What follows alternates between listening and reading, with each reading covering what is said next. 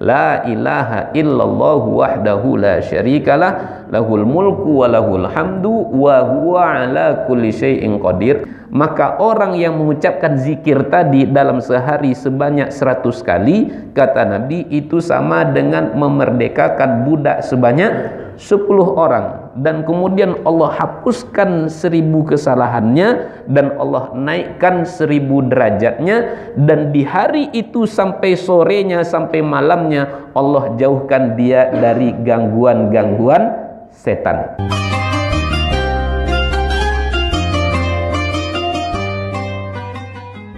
A'udzubillahi minasyaitonirrajim. Bismillahirrahmanirrahim. Assalamualaikum warahmatullahi wabarakatuh. Alhamdulillahi rabbil alamin. Alhamdulillahilladzi khalaqas samawati wal ard wa ja'alaz zulumati wan nur. Nashhadu an la ilaha illallah wa nashhadu anna Muhammadan 'abduhu wa rasuluh. Allahumma salli wa sallim wa barik ala sayyidina Muhammad wa ala alihi wa ashabihi ajma'in. Rabbi shrah li sadri wa yassir li amri wahlul 'uqdatam min lisani yafqahu qawli. Bapak Ibu, abang kakak yang kami muliakan, kami doakan semoga kita semua senantiasa dalam keadaan sehat walafiat. Allah beri kita rezeki yang penuh berkah melimpah ruah, dan kemudian semoga Allah kokohkan iman istiqomah kita sampai nanti kita semua kembali menghadap Allah Azza wa Jalla. Bila ada di antara kita yang sakit, semoga Allah angkat, Allah sembuhkan penyakit kita. Bila ada di antara kita yang sedang berhutang, semoga Allah mudahkan kita bisa melunasi semua hutang-hutang kita, dan keluarga yang kita tinggalkan di rumah senantiasa dijaga Allah Subhanahu wa taala. Amin ya rabbal alamin. Bersyukur kita kepada Allah taala atas segala limpahan rahmat dan karunia yang Allah curahkan kepada kita semua dengan banyak-banyak mengucapkan alhamdulillah. Pagi ini kita masih Allah beri kesempatan untuk bisa melangkahkan kaki, mengayunkan tangan, berkumpul di satu tempat yang paling dicintai oleh Allah di muka bumi ini. Apa dianya?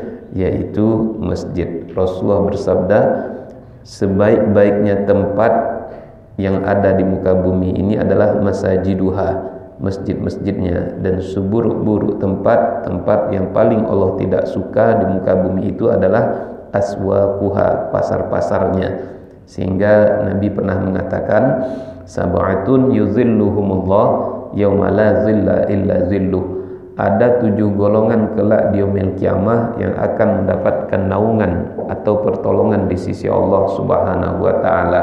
Satu dari yang 7 itu, kata Nabi, rajulun qalbuhu mu'allaqun bil masajid, seorang hamba yang hatinya senantiasa terpaut berada di rumah Allah Subhanahu wa taala. Mudah-mudahan kecintaan kita kepada masjid ini senantiasa berkekalan di dalam lubuk hati kita. Salawat dan salam kita doakan semoga senantiasa tercurah untuk kekasih kita, baginda dan mulia Nabi Muhammad sallallahu alaihi wasallam, dengan mengucapkan Allahumma shalli ala sayyidina Muhammad wa ala ali sayyidina Muhammad. Assalamu alayka ya Rasulullah. Bapak Ibu, abang kakak kami, pagi ini kami ingin mengajak kita belajar dari satu ayat yang terdapat di dalam Al-Quran, yaitu surat Al-Ahzab ayat 36. Adik-adik, abang kakak yang punya handphone, ada program Al-Qurannya, boleh kita tengok surat Al-Ahzab ayat yang ke-36.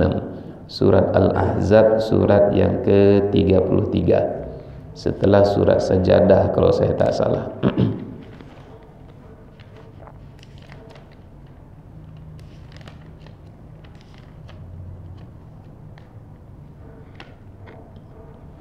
Surat Al-Ahzab surat yang ke-33, ayatnya ayat yang ke-36. Adik-adik jumpa? Ada? Ada diinstal Al-Quran di handphone ya? Ada?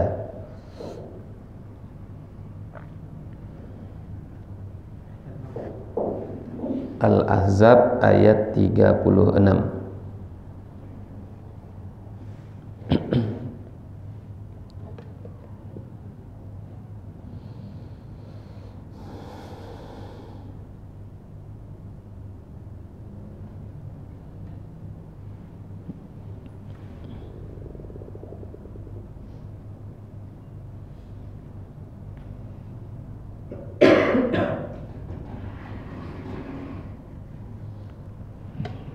Sudah? Oke. Kami baca, tolong kemudian Bapak Ibu, Abang Kakak ikuti apa yang kami baca. A'udzu billahi minasy syaithanir rajim. 1 2 3.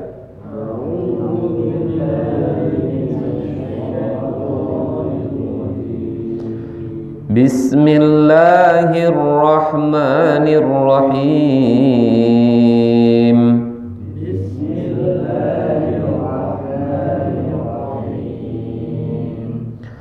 Wa ma kana li mu'minin wa la mu'minatin idza qadallahu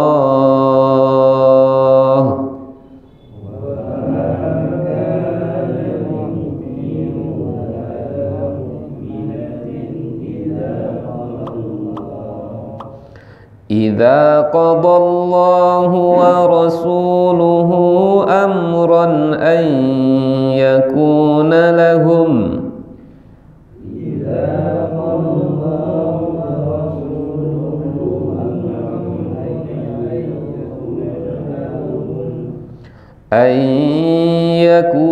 لهم الخيرة من أمرهم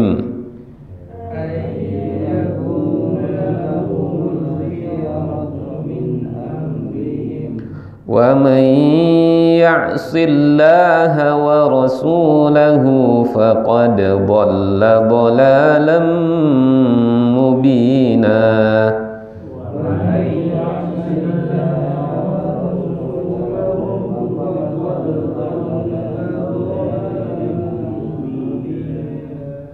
Sadaqallahul azim.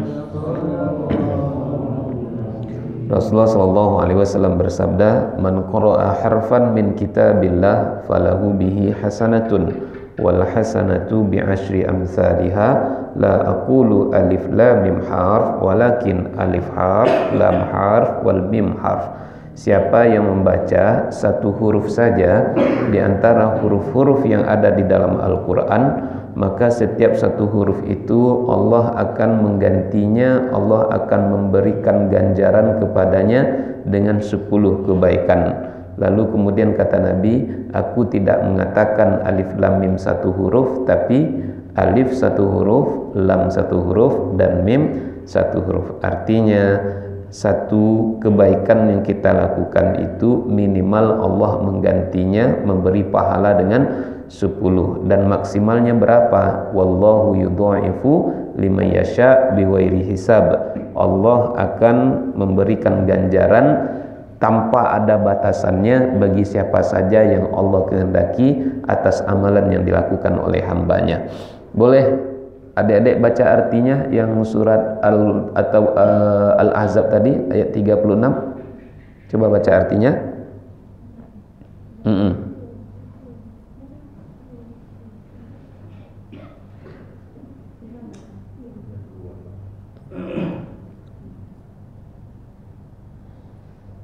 Dan tidaklah pantas bagi laki-laki yang mukmin dan perempuan yang mukmin apabila Allah dan Rasulnya telah menetapkan sesuatu ketetapan, akan ada pilihan yang lain bagi mereka yang tentang urusan mereka, dan barang siapa yang mendurhakai Allah dan Rasulnya, maka sesungguhnya dia telah tersesat dengan kesesatan yang nyata. Oke. Itu terjemahannya. Kalau kita tengok satu tafsir Al-Mukhtasar, wala yasihhu li mu'minin, dan tidak sah bagi seorang mukmin laki-laki, tidak sah dan tidak boleh bagi mukmin laki-laki. wala mu'minatin, dan juga tidak sah, tidak boleh bagi seorang mukmin perempuan. Idza hakamallahu, apabila telah menetapkan Allah, apabila telah menghukumi Allah, wa rasuluhu, dan juga rasulnya, fihim bi amrin, kepada mereka, maksudnya kepada manusia dengan suatu urusan.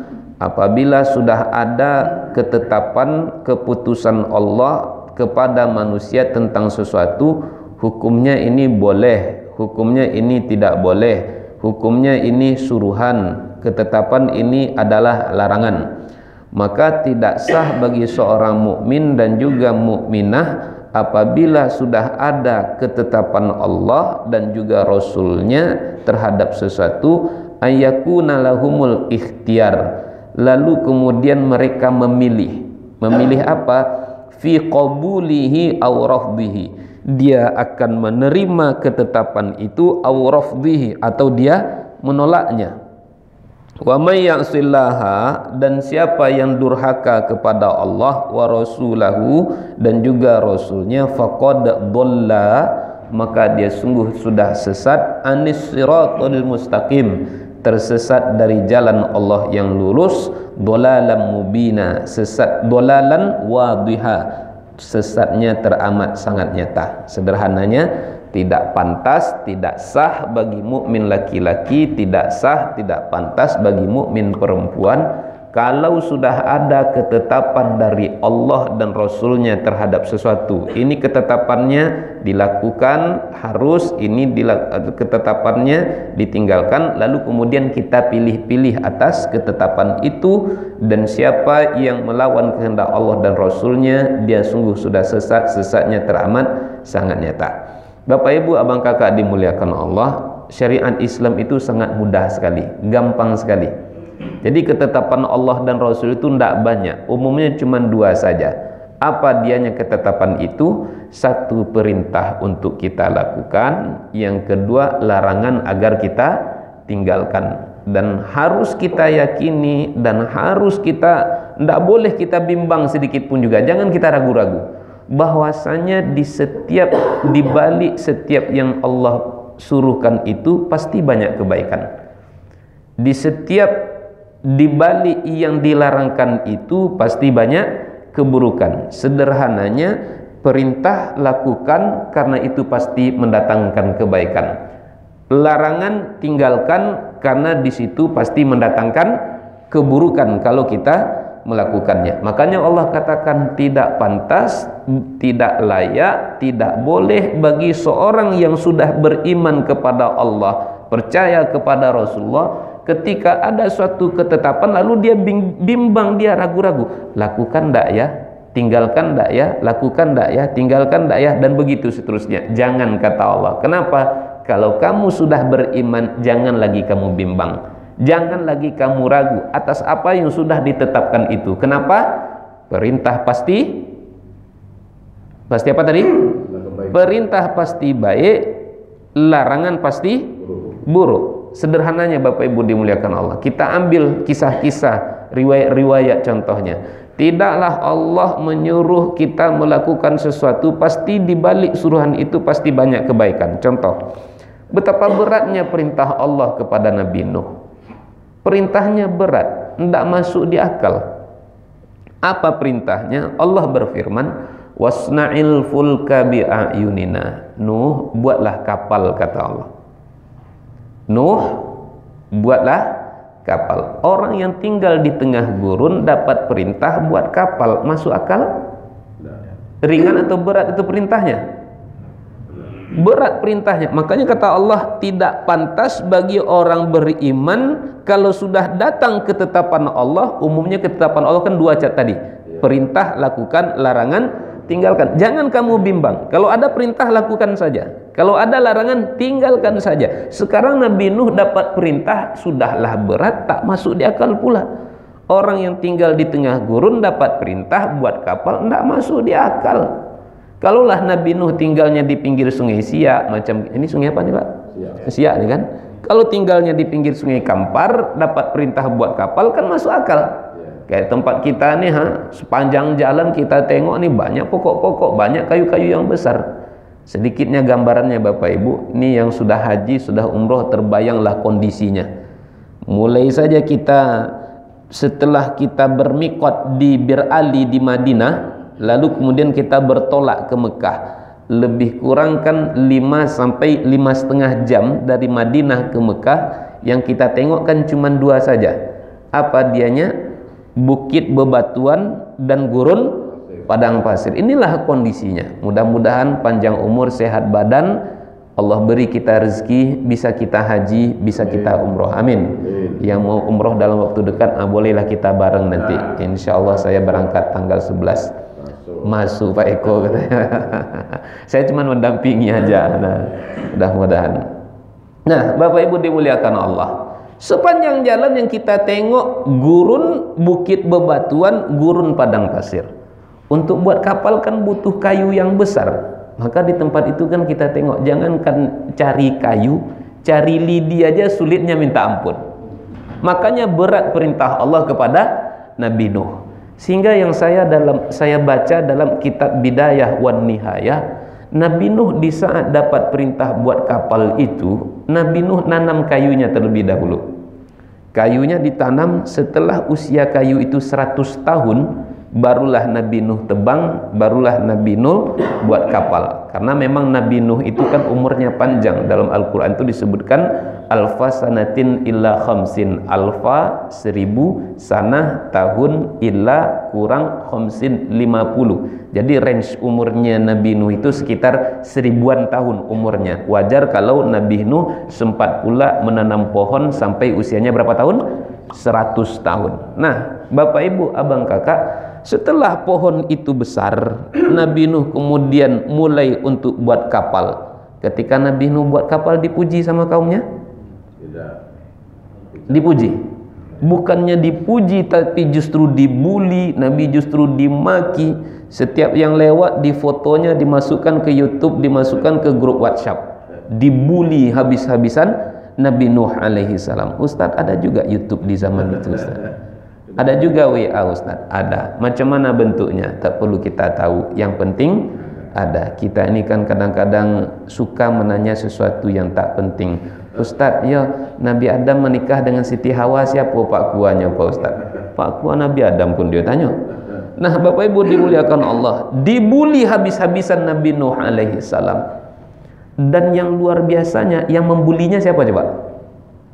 Yang mencelanya siapa coba? Ring satunya. Yang mencelanya anaknya, yang mencelanya istrinya. Coba kita berpikir Bapak Ibu dimuliakan. Andai kata Nabi Nuh termakan dengan cacian bulian, dikatakan Nabi Nuh, Nuh ente gila. Masa iya ente buat kapal padahal kita ini negeri yang tandus, negeri yang gurun, tidak ada sungai di sekeliling kita.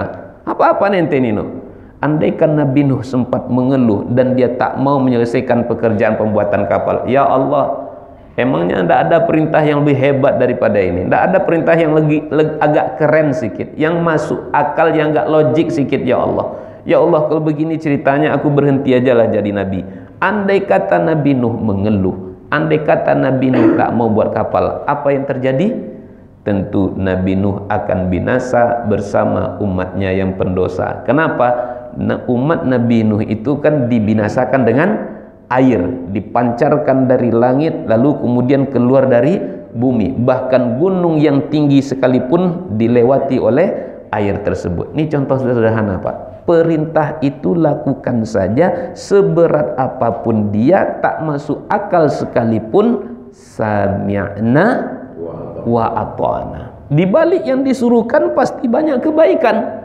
Bapak Ibu dimuliakan Allah. Sekarang nih kita bermajelis ilmu nih. Emangnya apa kebaikan yang kita dapat dengan kita bermajelis ilmu? Rasulullah pernah berkata kepada Abu Zar, Ya Abazar, la antagdu li ta'lama ilma ayatan min kitabillah khairul laka min antusalliya alfa mi'ata rak'atin. Wahai Abu Zar, sungguh engkau pergi dari rumahmu demi mendapati satu ayat saja. Nih kita sedang bahas satu ayat. Khairul laka min antusalliya mi'ata rak'atin. Itu lebih baik bagimu daripada kamu solat 100 rakaat, kata Nabi.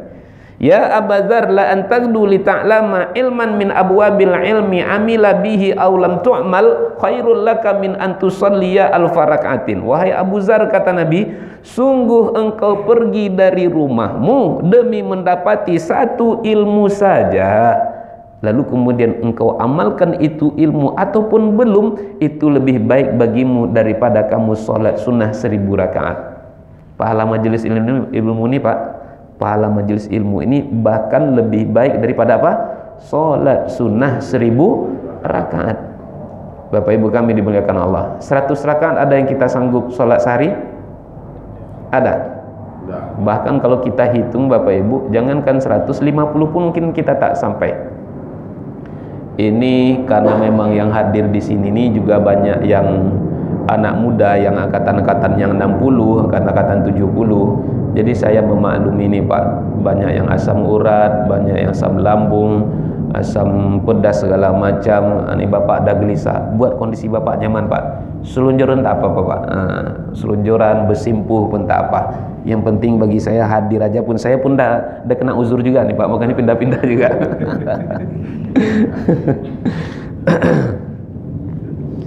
Saya mengiranya penyakit asam urat itu penyakit orang-orang umur 60 tahun. Baru saya percaya sekarang tuh asam urat tuh usia-usia 30 tahun kena juga kita asam urat.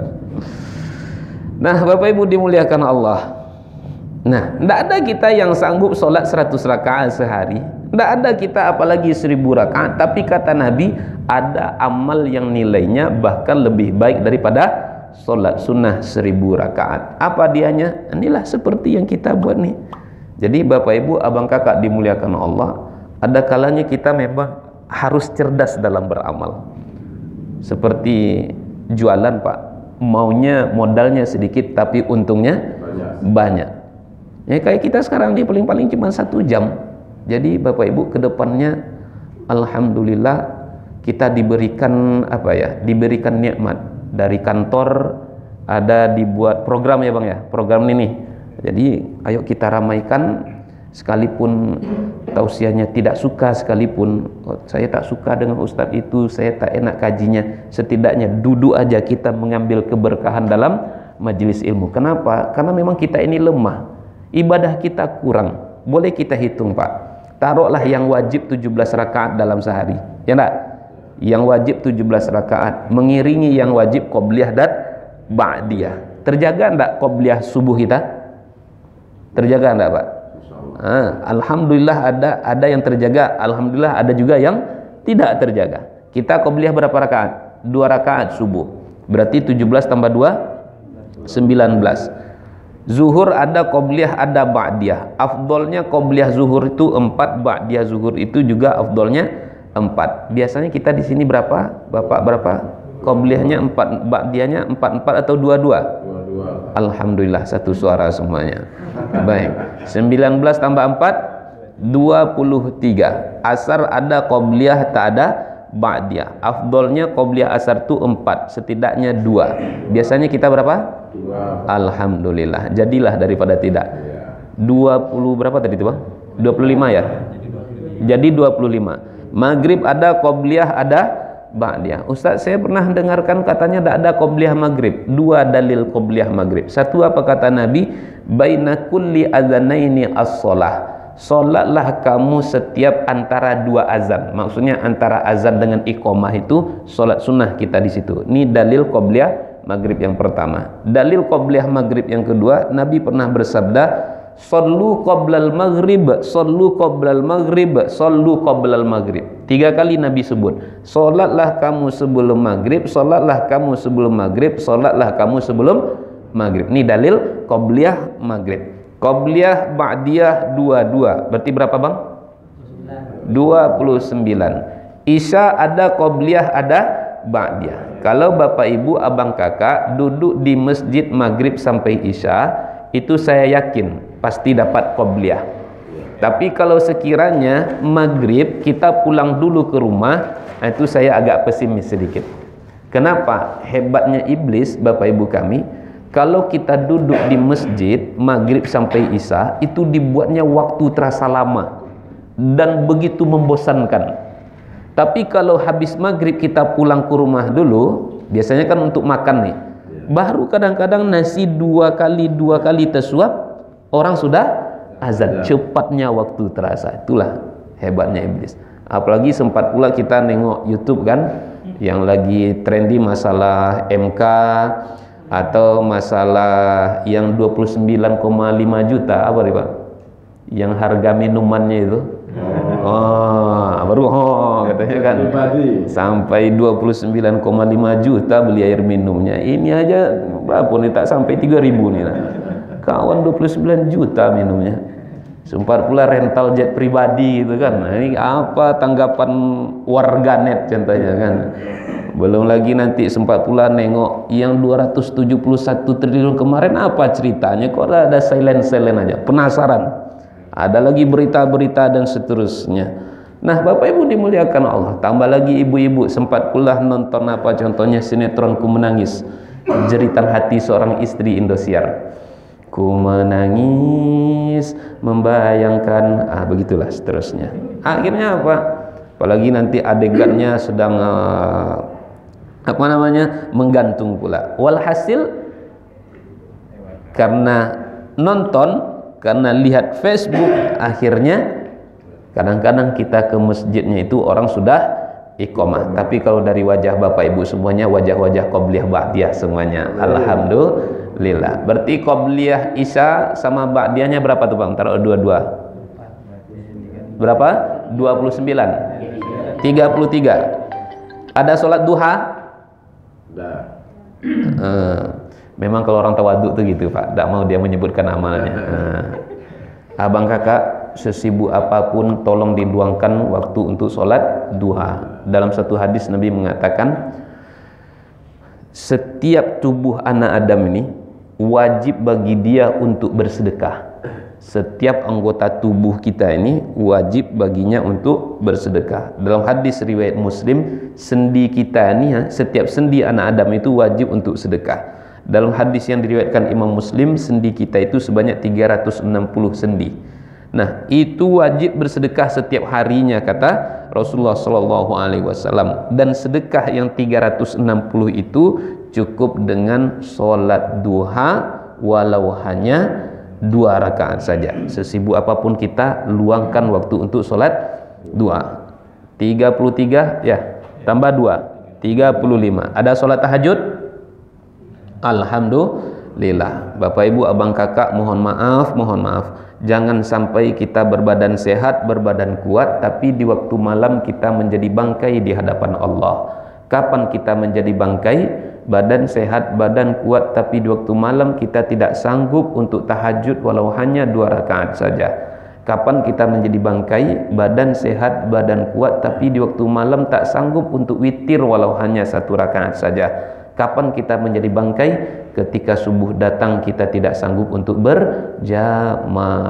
Luangkan waktu untuk sholat tahajud. Paksakan diri. Insya Allah pepatah mengatakan Allah bisa karena biasa. Dipaksakan nanti akan menjadi kebiasaan. Lambat laun nanti kita akan merasa rugi, kita akan merasa sedih ketika kita tidak sempat untuk melaksanakan sholat tahajud. Berarti berapa tuh Bang? Taruhlah tahajud dengan witirnya 5 rakaat. 40. Tidak sanggup kita 100 rakaat sehari, apalagi 1000. Tapi kata Nabi, ada satu amal yang nilainya bahkan lebih baik daripada sholat sunnah sebanyak 1000 rakaat. Apa dianya? Majlis ilmu. Karena Nabi katakan, tolabul ilmi faridotun ala kulli muslimin au muslimatin. Menuntut ilmu, bermajlis ilmu fardu, wajib bagi muslim laki-laki ataupun muslim perempuan. Kalau saya tak salah dulu pertemuan pertama saya di sini itu yang saya bahas, kalau saya tak salah, keutamaan bermajlis ilmu. Ada 15 dalil yang saya jelaskan tentang keutamaan bermajlis ilmu. Bapak Ibu dimuliakan Allah, setiap yang Allah dan Rasulnya perintahkan, lakukan. Kenapa? Di balik yang diperintahkan itu pasti banyak kebaikan. Kita disuruh banyak-banyak berzikir. Wadhkur rabbaka katsira wasabbih bil 'ashyi wal ibkar. Dan ingatlah Tuhanmu banyak-banyak dan bertasbihlah di waktu pagi dan petang. Bapak Ibu dimuliakan Allah, zikir-zikir itu akan kebaikannya akan kembali juga kepada diri kita sendiri. Bapak Ibu, apa yang menyebabkan Nabi Yunus selamat dari perut ikan paus? Apa dianya? Zikir kan? Allah berfirman, falaula annahu kana minal musabbihin lalabitha fi batnihi ila yaumi yub'atsun. Kalaulah Nabi Yunus tidak banyak-banyak bertasbih di dalam perut ikan besar itu, maka sungguh Nabi Yunus akan berkekalan di dalam perut ikan itu sampai datangnya hari kiamat kelak. Yang menyelamatkan Nabi Yunus itu diantaranya zikir. Zikir Nabi Yunus yang lebih lengkapnya apa? La ilaha illa anta subhanaka inni kuntu minaz zalimin. Jadi tasbih zikir kita itu mendatangkan manfaat untuk diri kita. Datang orang mengeluhkan kondisinya yang berbagai macam usaha dilakukan tapi tak kunjung membuahkan hasil. Jangankan untung, modal aja tak balik. Datang orang menghadap Imam Hasan Al-Basri. Wahai Imam, ya, berbagai macam usaha ada kami lakukan tapi tak kunjung membuahkan hasil. Apa yang harus kami lakukan? Perbanyak istighfar, kata Imam Hasan Al-Basri. Datang pula orang berikutnya. Wahai Imam, iya, kami lama menikah tapi tak kunjung dapat anak. Wahai Imam, tolong tunjukkan kami apa yang harusnya kami lakukan. Banyak istighfar, kata Imam Hasan Al-Basri. Datang lagi orang yang ketiga. Wahai Imam, apa yang kami tanam tak kunjung berbuah. Kenapa? Belum lagi dia besar tapi sudah mati. Kenapa? Kondisi kering kerontang, hujan tak kunjung turun. Apa yang harusnya kami lakukan wahai Imam? Kata Imam Hasan Al-Basri, perbanyak istighfar. Akhirnya melihat kondisi seperti itu, penasaran muridnya Imam Hasan Al-Basri. Wahai guru, ya, setiap datang yang bertanya kepada guru, jawabannya selalu istighfar. Datang orang yang mengeluhkan lama menikah tak punya anak, disuruh istighfar. Datang orang yang mengeluhkan kering kerontang, hujan yang tak kunjung turun, Imam suruh juga istighfar. Datang lagi orang yang mengeluhkan usahanya yang tak kunjung membuahkan hasil, Imam suruh juga dia beristighfar. Kenapa kok istighfar aja semuanya jawaban guru nih, kata muridnya. Lalu dibacakan oleh Imam Hasan Al-Basri. Sinilah, mendekatlah, kata Imam Hasan Al-Basri. Coba engkau baca surat Nuh ayat 10 sampai ayat 12. Boleh Kak buka surat Nuh ayat yang ke-10 sampai ayat yang ke-12. Jumpa? Surat Nuh juz yang ke-29 kalau saya tak salah. Dah dekat sebelum di akhir-akhir juz yang ke-29. Jumpa surat Nuh?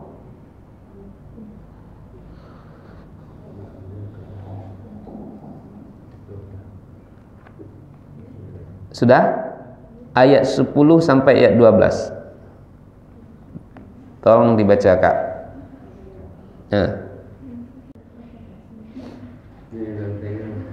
Bang, baca Bang.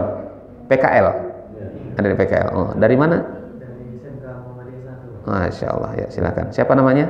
Zidan. Oh, Zidan. Baca Zidan. Surat Nuh ayat 10 sampai ayat 12. Bismillahirrahmanirrahim.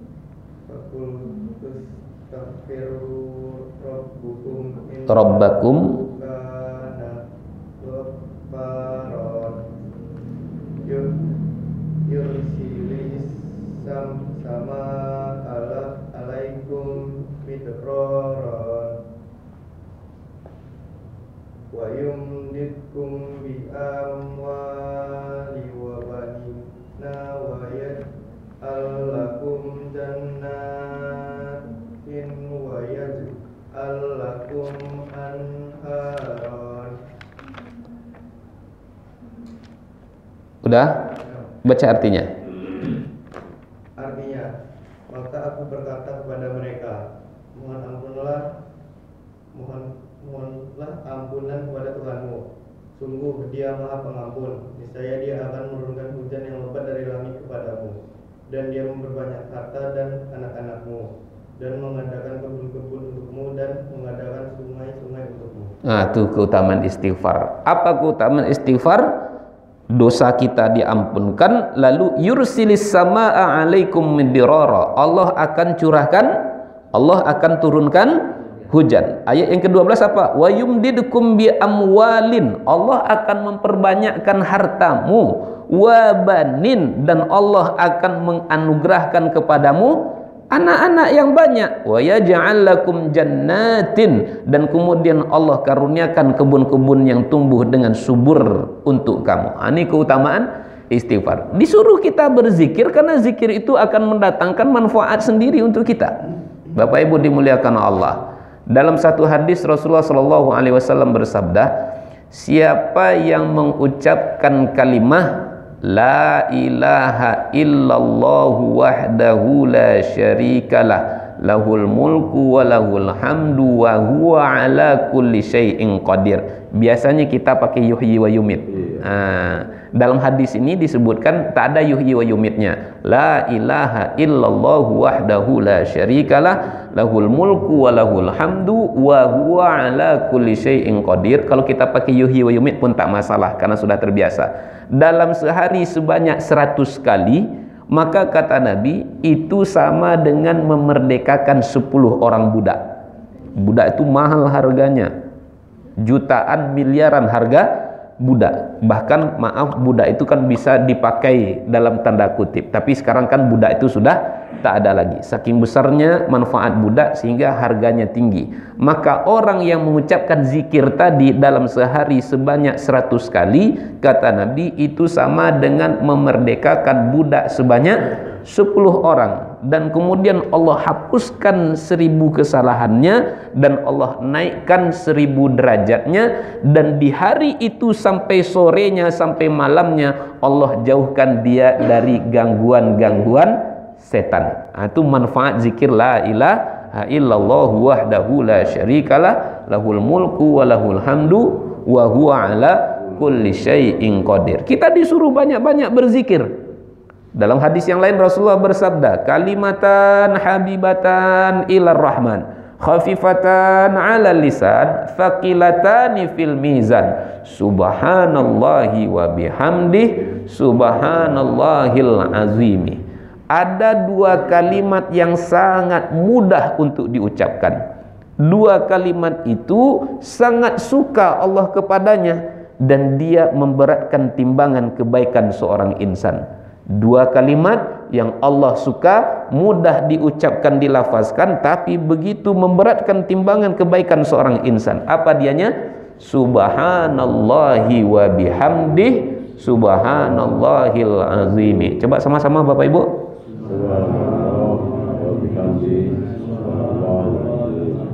Nah, awalnya sama, ujungnya aja beda. Satu bihamdih ujungnya, satu lagi azimi. Subhanallahi wa bihamdih subhanallahil azimi. Pada akhirnya kalimat-kalimat zikir seperti yang kita katakan tadi akan kembali kebaikannya kepada diri kita sendiri. Bapak Ibu dimuliakan Allah. Zikir pagi dijaga, zikir petang juga dijaga, sebelum tidur juga dijaga zikir kita. Saya pernah Bapak Ibu, biasanya dimanapun saya tidur, dimanapun saya tertidur, saya sering diganggu oleh setan. Sering, dimanapun tidur, dimanapun tertidur, saya sering diganggu. Lebih dari 100 kali. Yang berkesan betul, tahun 2005 sebelum berangkat ke Mesir, saya tidur di rumah kawan di Payakumbuh.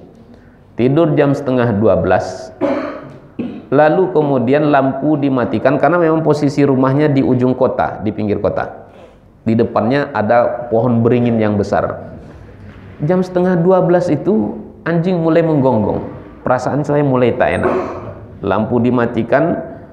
Lalu kemudian tak lama setelah itu saya sudah siap untuk tidur. Doa sudah baca, saya baca semuanya. Saya biasanya zikir sebelum tidur itu bismillah saya baca 21 kali lengkap dengan Yasin, ayat kursi, lalu 3 kul. Itu zikir saya biasanya. Pas mau tidur tuh nampak tegak di samping saya, begitu besar. Dan kemudian dia datang, dikuncinya semua badan nih. Sehingga saya tidak bisa ngapa-ngapa. Namanya kita sudah dikunci tidak bisa ngapa-ngapa, nafas sesak, kita tentu berusaha untuk minta tolong. Tapi tidak keluar minta tolong itu. Saya minta tolongnya dengan berzikir aja. Berusaha untuk Allah Akbar. Tidak bisa. Saya mau la ilaha illallah. Tidak bisa. Seperti orang sakaratul maut. Pada akhirnya lebih kurang nih, setelah 10 menit baru dilepaskannya. Kita minta tolong, saya minta tolong, Allahu Akbar, zikir la ilaha illallah. Bar. Pada kata-kata barnya dilepaskannya, kita mau menyebut Allahu Akbar. Kaget orang serumah. Keluar orang, "Don, kenapa ente?" Saya tidak enak pula. Nampaknya di rumah ibu ini banyak hantu, kan tidak enak pula saya mengatakan seperti itu. "Oh, tidak apa-apa bu, nampaknya saya ngigau," saya bilang. Yalah, tidur lagi. Jam 2 datang lagi dia, kondisinya sama, dikunci lagi. Pas kata-kata bar dilepaskannya lagi. Akhirnya pas pulang ke rumah saya bilang sama bapak, "Pak, saya kok kalau tidur tuh sering begini ya Pak ya?" Kata bapak saya, "Oh nak, itu de antu selimui wa angtu," kata dia. De antu selimui, kena antu selimut. Jadi kata bapak saya, kalau tidur nak, selimut tuh jangan ditaruh di sini, tapi di sini atau ditutup sekalian atau dibuat. Yang jelas jangan sampai kena leher. Itu hantu selimut yang cikik kau tuh, kata dia. Kenyataannya Bapak Ibu, saya tidur tidak pakai selimut.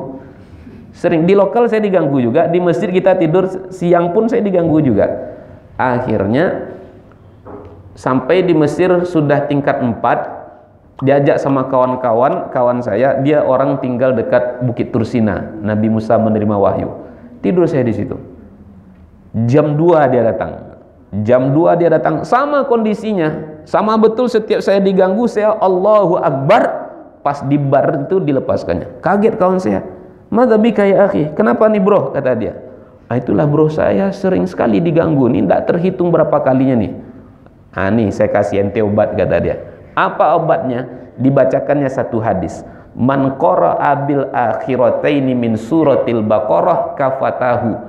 Siapa yang membaca 2 ayat terakhir yang ada di dalam surah Al-Baqarah, kata Nabi, itu cukup untuk menjadi pelindung bagi dirinya. Mulai dari 285 sampai 286. Amanar rasulu bima unzila ilaihi mir rabbihi wal mu'minun, sampai nanti ujung 286, anta maulana fansurna alal qaumil kafirin. Terakhir itu 2009. Sekarang sudah 2024, lebih kurang sudah 15 tahun saya bebas dan tidak pernah diganggu lagi di dalam tidur saya. Karena apa?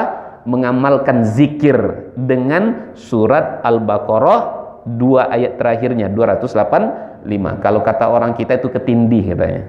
Orang kita menyebutnya ketindih. Itu zikirnya. Jadi Bapak Ibu Abang Kakak, kalau sudah ada perintah, lakukan saja, sami'na wa ata'na, karena perintah pasti mendatangkan kebaikan. Dan kemudian kata Nabi, kata Allah, kalau yang dilarangkan tinggalkan. Kenapa? Tidaklah syariat melarang kita untuk melakukan sesuatu, melainkan yang dilarangkan itu pasti banyak keburukan, banyak kemudaratan. Kita dilarang untuk pacaran. Kenapa? Ini adik-adik Ustadz, dilarang pacaran. Orang yang siap pacaran siap-siap untuk menuai kekecewaan kalau tidak diselingkuhi atau nanti ditinggalkan. Siap-siap sakit hati. Ujung-ujungnya nanti laki-laki yang sering jadi korban. Semua lelaki sama, padahal ada dong ngapo-ngapo. Nah, diselingkuhin, ditinggalin, ujung-ujungnya semua laki-laki disamakan. Dan kita melihat kenyataan Bapak Ibu dimuliakan Allah. Berapa banyak anak-anak kita yang terjebak dalam dunia pacaran, pada akhirnya mereka terjebak dalam liang perzinahan. Mohon maaf, ini adik-adik Ustadz, jaga pergaulan kalian. 93,7% anak-anak SMP, anak-anak SMA sudah melakukan muqaddimah orang dewasa. Sayang handphone saya sudah mati, saya memperlihatkannya tadi. Nanti dibilang otak-otak kosong aja. 93,7% lebih kurang anak SMP, anak SMA sudah melakukan muqaddimah orang dewasa. 62,5% anak SMA, anak SMP, bukan SMA, SMP sudah tidak perawan lagi. 62,5% anak SMP sudah tidak perawan lagi. Turun ke bawah 21,3 kalau saya tak salah, 21,3% anak SMA sudah menggugurkan kandungannya. Data tahun berapa? Data tahun 2012 di 10 kota besar yang ada di Indonesia. Sekarang kita hidup di tahun berapa?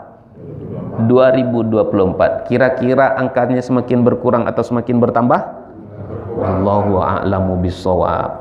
Apalagi kemarin saya agak ngeri melihat pasal Undang-Undang nomor 103 kalau saya tak salah, 103 ayat 4 terkait pengadaan alat kontrasepsi untuk anak-anak yang masih menginjak bangku sekolah. Kan menimbulkan polemik yang luar biasa. Saya tengok banyak orang-orang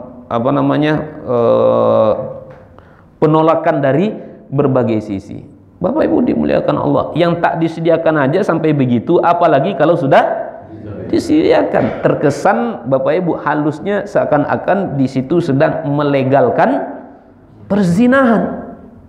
Kalau sempat terjadi perzinahan, ujungnya apa? Menikah mereka. Bapak Ibu dimuliakan Allah, hamil lalu menikah, lahir anak nanti. Boleh anak dinisbahkan kepada bapak laki-laki yang tadinya berzina dengan wanita tadi, sekalipun nanti memang dia ini dua orang ini menikah, boleh nanti anak dinasabkan kepada bapaknya? Tidak boleh dia dibintikan, tidak boleh dia dibinkan, nasabnya terputus sudah. Lalu kemudian tak berhenti sampai di situ, boleh bapak ini nanti di saat anaknya, contoh anaknya perempuan menginjak usia untuk menikah, boleh dia menjadi wali dalam pernikahan anaknya? Tidak boleh. Belum lagi selesai sampai di situ, meninggal salah satu dari dua orang ini, ayahnya meninggal atau anaknya meninggal. Ayahnya meninggal duluan, boleh anaknya mendapatkan warisan dari bapaknya tadi? Tidak. Atau anaknya meninggal duluan, berhak bapaknya, anaknya kaya contohnya, sukses anaknya, meninggal anaknya lebih dulu, bisa bapaknya dapat warisan dari anaknya? Tidak bisa. Begitu efek dari zina itu dalam syariat Islam. Belum lagi penyakit-penyakit kelamin yang dimunculkan akibat perzinahan. Kenapa dilarang judi? Tidaklah Allah mengharamkan sesuatu, melainkan di balik itu pasti banyak keburukan. Yang kemarin ramai di media sosial, diborgolnya suaminya, lalu kemudian disiram bensin kalau saya tak salah. Ya enggak, Pak? Diborgol, disiram bensin, lalu kemudian dibakar hidup-hidup. Kenapa tuh? Kenapa? Karena pengaruh judi. Sebelum itu saya tengok yang ramai juga di media sosial, seorang suami dicincang-cincangnya istrinya macam sate, lalu dijajakannya di daerah tempat dia tinggal. Kenapa? Anaknya terjebak dalam judi online kalau saya tak salah, sama game online. Bapaknya sudah melarang, tapi maknya dibelanya. Akhirnya karena hutang banyak, yang tukang nagih hutang itu apa namanya, Pak? Akhirnya kawan tak nyaman jadinya, stres. Itulah akhirnya. Dan saya baca pula di media sosial, 70% terjadinya kasus perceraian itu gara-gara apa? Gara-gara judi online. Belum lagi pengaruh narkoba. Saya baru tadi membaca di beberapa tempat betapa banyak orang tua yang dibunuh oleh anaknya. Kenapa? Minta duit. Kalau untuk jajan jadilah, kalau untuk makan minum jadilah, tapi duitnya dipakai untuk apa? Untuk beli narkoba. Dibunuhnya orang tuanya. Itu bahayanya narkoba, ummul khaba'is. Belum lagi yang sempat saya baca juga, Bapak Ibu dimuliakan Allah, dioplosnya minuman-minuman itu entah dicampur pakai bodrek, entah diprokol, entah pakai apa. Di satu tempat saya baca 10 orang meninggal dunia. Belum lagi kemudian setelah itu 3 lagi berikutnya juga dibawa ke rumah sakit. Tidaklah syariat melarang kita untuk melakukan sesuatu, melainkan di balik yang dilarangkan itu pasti banyak keburukan. Makanya Allah katakan tidak pantas bagi mukmin laki-laki, juga tidak pantas bagi mukmin perempuan. Kalau sudah datang ketetapan dari Allah berupa perintah, lakukan dakwah, lakukan dakwah. Jangan ragu-ragu. Sami'na wa ata'na, lakukan saja. Kalau larangan, tinggalkan dakwah, tinggalkan dakwah. Jangan lagi ragu-ragu, tinggalkan saja. Perintah pasti baik, larangan pasti buruk. Pada akhirnya Bapak Ibu dimuliakan Allah, kita bermohon kepada Allah, apapun bentuk syariat, apapun perintah, apapun larangan, yang setiap yang diperintahkan Allah mampukan kita untuk melakukannya, dan Allah mudahkan kita untuk itu. Dan setiap yang dilarangkan, semoga Allah jauhkan diri kita sejauh-jauhnya, sebagaimana Allah menjauhkan timur dengan barat, utara dengan selatan, sehingga selamatlah kita di dunia sampai nanti di akhirat. Allah kumpulkan kita tanpa terkecuali dalam surganya nan mulia, amin ya rabbal alamin. Sebelum kami tutup dengan salam, ada yang mau ditanyakan? Tidak? Alhamdulillahirabbil alamin. Tak ada tanyakan Pak? Kita tutup bersama-sama berdoa. Na'udzubillahi minasyaitonirrajim. Bismillahirrahmanirrahim. Alhamdulillahirabbil alamin, wassalatu wassalamu ala asyrafil anbiya'i wal mursalin wa ala alihi wa ashabihi ajma'in. Allahumma ighfir lana dzunubana wa liwalidayna warhamhuma kama rabbawna shighara, wa li jami'il muslimina wal muslimat wal mu'minina wal mu'minat al ahya'i minhum wal amwat, innaka sami'un qaribun mujibu da'wat ya qadiyal hajat. Allahumma rabbana inna nas'aluka salamatan fid din wa afiyatan fil jasadi wa ziyadatan fil ilmi wa barakatan fil rizqi wa taubatan qabla al maut wa rahmatan 'indal maut wa maghfiratan ba'dal maut. Allahumma a'inna ala zikrika wa syukrika husna ibadatik. Allahumma ansur ikhwanana al mustad'afina wal mazlumina wal mujahidina fi Filistin wa fi kulli makanin wa zamanin ya arhamar rahimin. Allahumma rabbana atina fid dunya hasanah wa fil akhirati hasanah wa qina adzabannar. Subhanaka rabbil izzati amma yasifun wa salamun alal mursalin walhamdulillahi rabbil alamin. Sebelum saya tutup dengan salam, ingat satu lagi Bapak Ibu kita yang sudah hadir dalam majelis ilmu ini, ada satu PR besar kita. Apa dianya? Kawan-kawan kita yang belum ikut, ayo kita ajak ramai-ramai. Kenapa? Kita diikat oleh watawasau bil haqqi watawasau bisabri. Mukmin sejati bukan mukmin yang solehnya untuk pribadinya sendiri, tapi mukmin sejati adalah mukmin yang mau juga mensolehkan orang lain. Karena pada hakikatnya kita baca, sependek yang saya pahami, kurang juga bahagianya Nabi Adam di saat dia sebatang kara di dalam surga. Dia butuh orang lain. Sama kayak kita nonton bola Pak. Nonton bola kalau sendiri enak enggak Pak? Nggak ada enaknya. Jadi kebahagiaan kita, kebaikan kita bagi-bagi juga. Semangat mengajak kepada kebaikan. Nabi mengatakan, karena usahamu orang lain mendapatkan hidayah itu lebih baik bagimu daripada engkau mendapatkan nikmat berupa satu ekor onta yang berwarna merah. Assalamualaikum warahmatullahi wabarakatuh. Waalaikumsalam warahmatullahi wabarakatuh.